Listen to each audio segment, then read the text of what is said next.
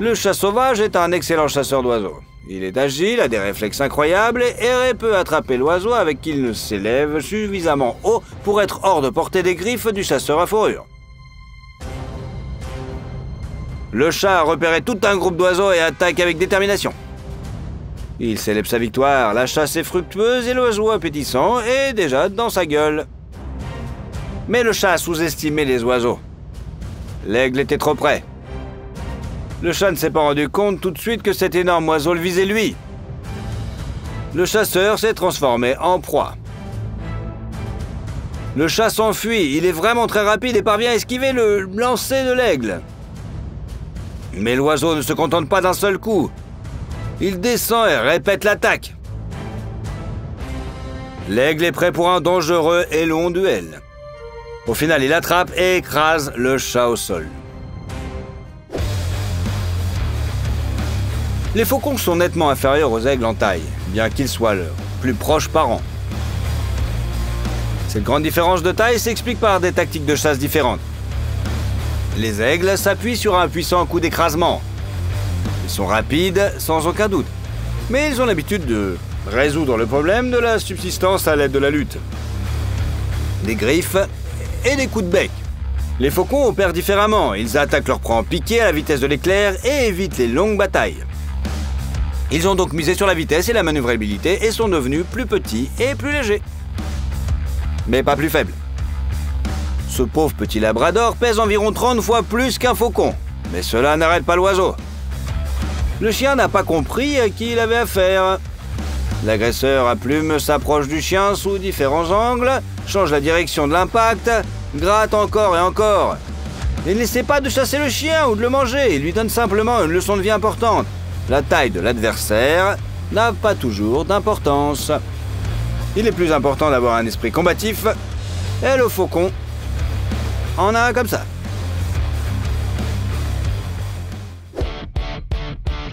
Le pitécophage des Philippines, communément appelé aigle des singes, est un prédateur de grande taille et très intelligent. En même temps, il a un aspect assez inhabituel en raison de son bec massif, même pour un aigle.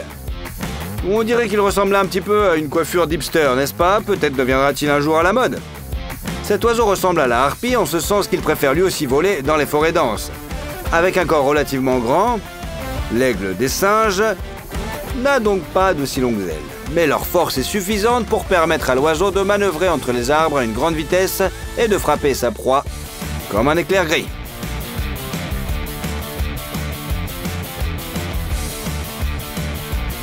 C'est pourquoi les primates que ce prédateur chasse craignent sa force et sa vitesse. Mais ils sous-estiment son intelligence. Dès que le singe aperçoit l'aigle des singes, il se cache immédiatement dans le fourré ou se met à courir le long de la cime pour échapper à son poursuivant. Sauf qu'il tombe sur les terres d'un autre oiseau. Le second aigle arrive par l'arrière et se jette sur la proie au moment le plus opportun, ne lui laissant pratiquement aucune chance. Il ne s'agit pas d'un accident, mais d'un plan bien pensé et répété. L'un des aigles détourne l'attention de la proie vers lui, tandis que l'autre se faufile et frappe de l'autre côté avant d'être vu. En fait, de nombreux autres oiseaux de proie utilisent des tactiques similaires, mais ce sont les aigles des singes qui les ont perfectionnés à force de pratique et d'entraînement. Dès le début de l'adolescence, alors que les oisillons apprennent de leurs parents, ils commencent à entraîner non seulement leur force, mais aussi leur tactique de chasse, leur capacité à s'approcher furtivement de leur proie et à se tenir en équilibre dans n'importe quelle position corporelle. Cet aigle royal ne se prend pas pour l'oiseau le plus cool du coin pour rien. Regardez comme il a l'air fier. C'est comme s'il se rendait compte de son pouvoir. Il est cool, il est énorme et en plus il est fort. Mais il a un dur à cuire qui veut défier le pouvoir de ce rapace. On parle du pigargue à tête blanche. Le caractère de cet oiseau est vraiment méchant. Il est difficile de trouver un animal qui aime se battre autant que lui. Il n'a pas besoin de raison particulière pour se battre. Il voit un adversaire et il attaque. Regardez la détermination avec laquelle l'aigle à tête blanche fonce sur un adversaire qui, bien que légèrement plus grand que lui, n'est pas plus mal armé.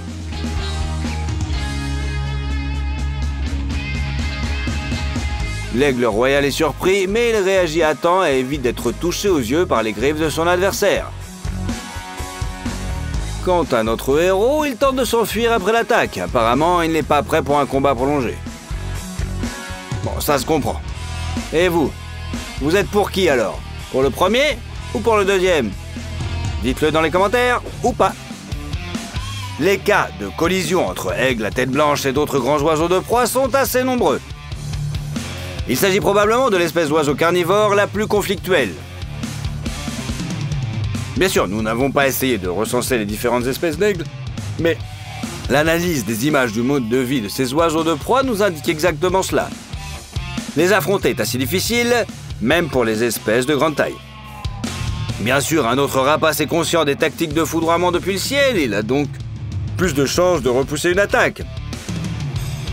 Il est possible d'esquiver ou même de contre-attaquer, d'avancer les pattes griffues et d'essayer d'attraper l'ennemi, voire de le faire tomber au sol comme un combattant abattu, mais l'aigle n'a eu le temps de se défendre contre l'agresseur à tête blanche qu'au tout dernier moment.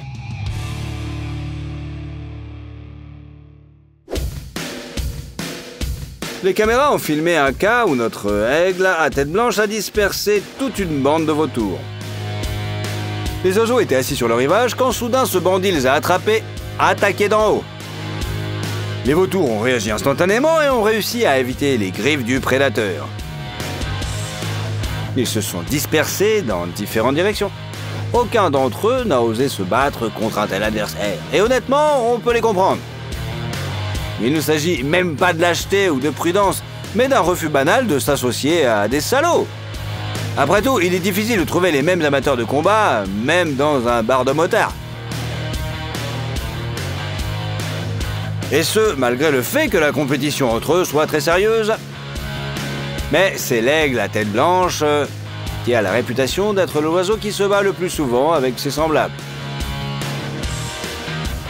En général, le prédateur est adapté à la lutte contre une proie qui se défend et tente de s'échapper.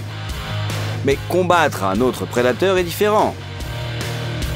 Car il faut affronter une créature dotée d'un arsenal similaire et surtout d'une détermination dont les animaux herbivores sont généralement dépourvus. Mais notre héros à tête blanche ne s'est jamais laissé intimider par les difficultés. Dans son combat avec d'autres grands oiseaux de proie, il s'en remet à son arme principale, ses griffes. Il utilise rarement son grand bec recourbé. On peut le comprendre. Les combats de l'oiseau ressemblent souvent à un croisement entre de la boxe et de l'escrime. Les adversaires étendent leurs membres au moment de l'impact et tentent d'écraser et de blesser simultanément l'ennemi avec les griffes. S'il est possible de frapper d'en haut, les pattes servent de marteau et les griffes atteignent l'ennemi sur les points vulnérables. Si le combat se déroule à la même vitesse, les deux combattants peuvent s'agripper avec leurs pattes. Chaque oiseau esquive alors les griffes de l'adversaire tout en portant ses coups à la tête, aux yeux et à la poitrine. Les plumes du corps servent de défense, mais ne peuvent résister qu'à des coups légers. Les aigles tentent également d'immobiliser leur adversaire en saisissant la base de ses membres avec leurs doigts puissants. Il peut ensuite essayer de tirer l'ennemi sous lui et enfin utiliser son bec.